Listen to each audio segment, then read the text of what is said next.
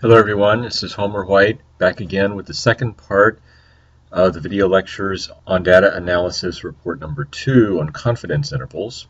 In this part we're going to discuss how you can make the report that we saw in the previous lecture. So again, we're looking at a copy of the report, and let me remind you of the elements in it that were new from an R Markdown point of view. One new thing was the ability to put in web links, like to the Wikipedia article. Another new thing was that no code was visible, even though the output of code, such as graphs or numerical output, was visible. And thirdly, there appeared to be some mathematical notation from time to time, such as the mu1 and the mu2 that you see here. Another thing you may notice concerning the graphs is that some of them could be made smaller than others. And you may also notice a feature that we can get titles to appear on 2 lines instead of 1, and even labels of axes to be on 2 lines instead of 1. That can be useful when you have a long title or a small graph. So how are we doing all of this? You should take a look at the original R Markdown document for the Homework 2 example. So opening up, you'll see in your source pane, here we are. The front matter is the same as before: title, author, date, and there'll be something about the output being a Word document. Since it's the introduction, I'll tend to put in the first code chunk for you, and it says to require the packages that are needed for the analysis. So there'll be the packages that contain the functions and the data sets that we always use in the course. So Mosaic and Tiger stats are required. Also, if you're ever going to make an R Markdown document and knit it up into a Word document or some other format, then you need a package called knitter. So you'll always find at least those 3 required in that initial list. Okay, the introduction section written for you, but if you want to put in your own web link, then here's how you can do so. The name for your web link that appears to the reader will be inside brackets. Here's the opening bracket and the closing bracket over here. And the actual text that's blue and clickable in the knitted output, namely Wikipedia article with the colon after it, is inside the brackets. Immediately after the closing bracket, with no space, is a set of parentheses, and inside the parentheses is the actual URL web link that you can copy off your browser and paste in. So that's how you can get a web link to appear in your knitted output. A second new feature of this data analysis report was that R code was not shown, even though the effects of that R code were seen in the knitted output. How's that being accomplished? It's being accomplished through the use of chunk options. Remember that the code chunk is the R code itself, together with the little fences made up of backticks that separate the code from the surrounding text. But what's in the brackets right after the 3 opening backticks are chunk options. They govern how the code chunk will behave and will be processed. There's one chunk option that's always present, at least for reports that you write, and that's the option that says R. It says what computer language is inside the code chunk. Since other computer languages could possibly be processed, this is an option, but for us, we'll always use R. Additional code chunk options can appear after the R as long as there's a space in between, so that R can tell the difference between one option and another. In this case, there are 2 options. One of them is eval equals false, and the other is include equals false.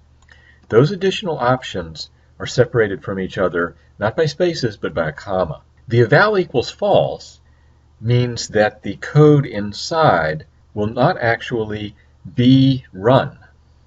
The include equals false means that the code inside will not appear in the knitted output in any way at all, and no effects of that code will appear.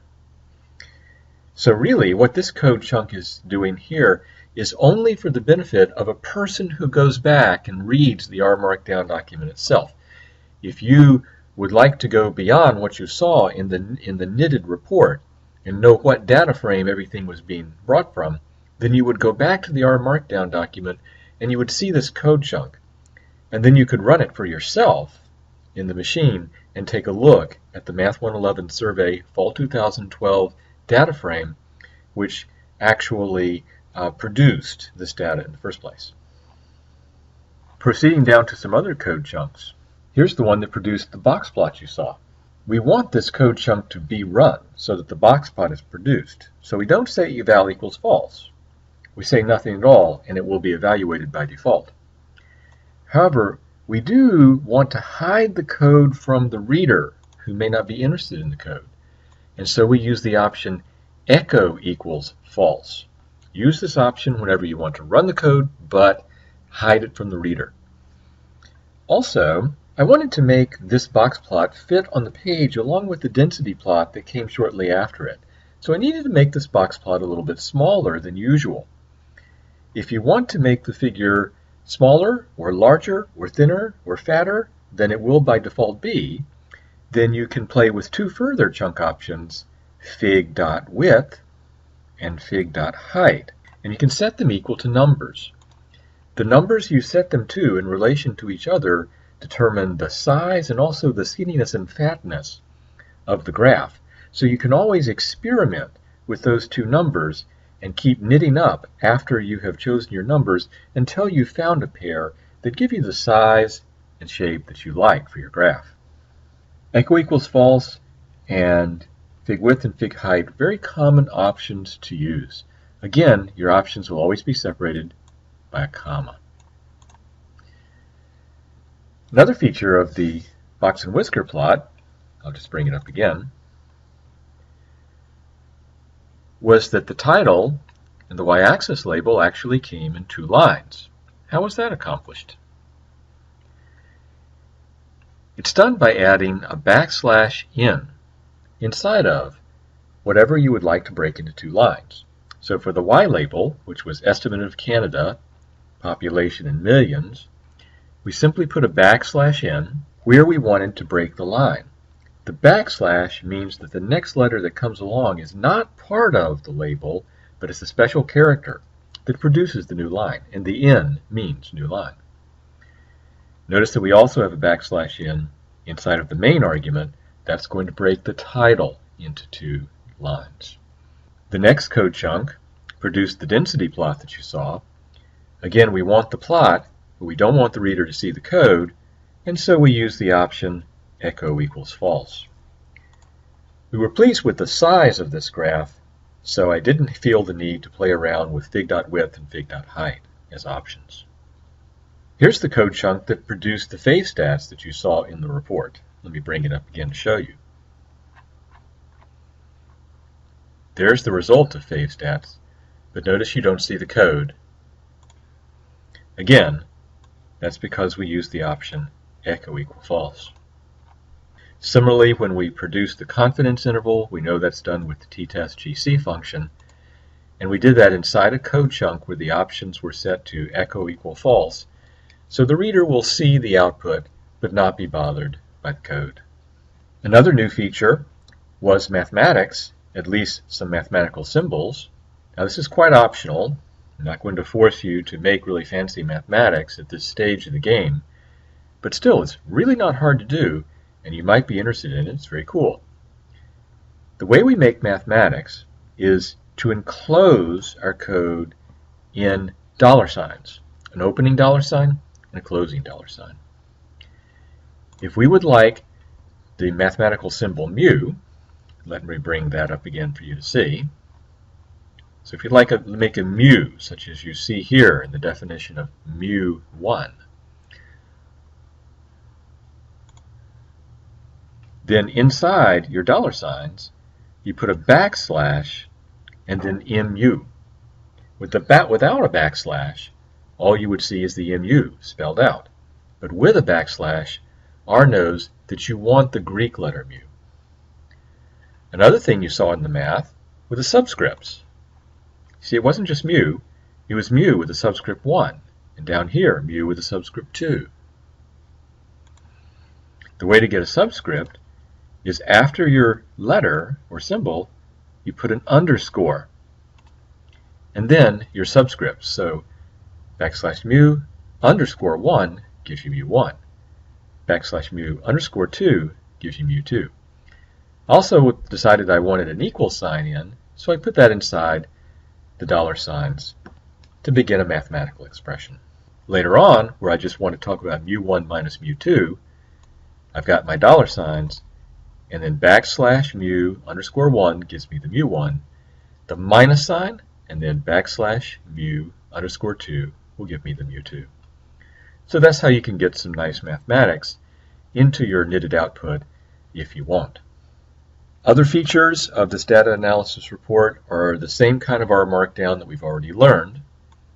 So remember, you're going to have section headings. That's $1. That's £1 sign followed by a space, followed by the name of your heading. So that would be, for example, the section for introduction. If you want a subsection, it'll be £2 signs followed by a space, followed by the name of the subsection. In this data report, we actually had a subsection, and that's £3 signs, followed by a space and followed by the name of the subsection. You can actually go as much as 6 pound signs, and you get smaller and smaller section headings. But I really wouldn't suggest that you go more than 3 or 4, because the type eventually gets smaller than the regular type for the regular text. Also remember things that are still the same. If you want boldface, surround with a pair of stars on each end. If you wanted italics, you would surround with just 1 star on each end. All of that is still the same. If you ever want a little review, then just go to the little question mark, and you have 2 options. Using R Markdown will take you to a separate website that will give you a lot of details. I wouldn't advise doing that right now, but a Markdown quick reference is a good idea. Over in the Help pane, the Markdown quick reference will appear, and it will remind you how to get things like italicized and bold. It'll also give you some different options for doing it.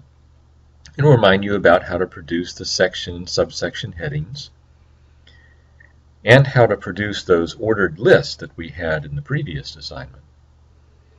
It'll also remind you how to do things like block quotes, how to deal with code chunks, and how to do some basic math. So that's a good quick reference to look at. That's all for today about using R Markdown to make a better knitted output. Thank you for listening.